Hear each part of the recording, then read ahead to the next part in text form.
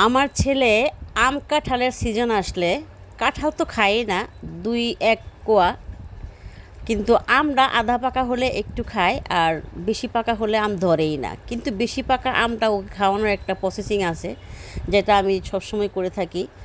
আমটাকে ভালো করে জাল করে, যেটা আপনারা সবাই আম সত্ত্ব বলেন, এভাবে সুন্দর করে মিষ্টি দিয়ে একটু গরম মশলা দিয়ে ভালো করে জাল করে রোদে শুকিয়ে এভাবে বিস্কিট আকারে কেটে দিলে ও মাঝে মধ্যে এটা খায়, এটা পছন্দ করে। এভাবে আমি শুধু আম নয়, কাঁঠালেরও বানাই। যখন কাঁঠাল খুব বেশি পাকে গাছে, তখন আমি তো আর বিক্রি করি না, আত্মীয় স্বজনকে দিয়ে নিজে খাই। বেশি 4-5টা কাঁঠাল একসঙ্গে চিপিয়ে বিচিটা ফেলে দিয়ে মশলা একটুখানি হালকা মশলা দিলেও চলে, না দিলেও চলে, কাঁঠালের ফ্লেভারটা একটু অন্যরকম হয়।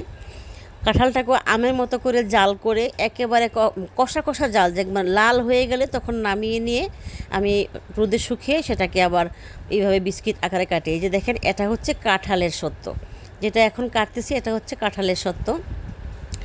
কাঁঠালের সত্ত্বগুলো আসলে বেশি মজা লাগে। আপনি চাইলে সারা বছর এভাবে খেতে পারেন, কোনো সমস্যা হবে না, মাঝে মধ্যে একটু রুজে দিলেই হয়। এটা বানাচ্ছি একদম আমের, মানে কোনো কিছু দেওয়া নয়। আমার তো ডায়াবেটিস, আমি মিষ্টি বা কোনো মশলা কোনো কিছু দিইনি, শুধু একদম আমটাকেই ভালো করে মাখিয়ে একদম বড়াটা সহকারে দিয়ে হালকা একটুখানি লবণ দিয়ে আমি এটাকে জাল করেছি। এই জন্য এটা একটু হার্ড হয়েছে। এটা আবার মানে ছুরি দিয়ে কাটা যাচ্ছে না, তাই এটা কেচি দিয়ে কাটা হচ্ছে। এটা আমার জন্য, এটা আবার ছেলে খাবে না বা আমার স্বামীও ধরবে না। আমার স্বামী এমনি তো এগুলো খুব একটা খায় না, মাঝে মধ্যে একটু জোর করে দিলে এক পিস হয়তো বা খাবে এরকম, কিন্তু আমি সারা বছরই খাই, আমার ছেলে সারা বছরই খায়।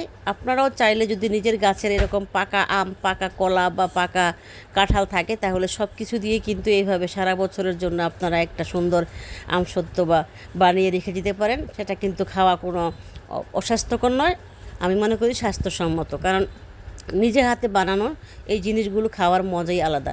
এই যে দেখেন, আমি এক পাশে কাঁঠাল এক পাশে আম রেখে দিয়েছি, দেখতেই বোঝা যাচ্ছে।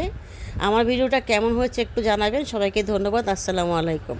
আর একটা কথা, ভিডিও দেখে সম্পূর্ণ ভিডিও দেখার পরে একটা গঠনমূলক কমেন্টস করবেন, এটা ফেসবুকের রুলস। সবাই ভালো থাকবেন।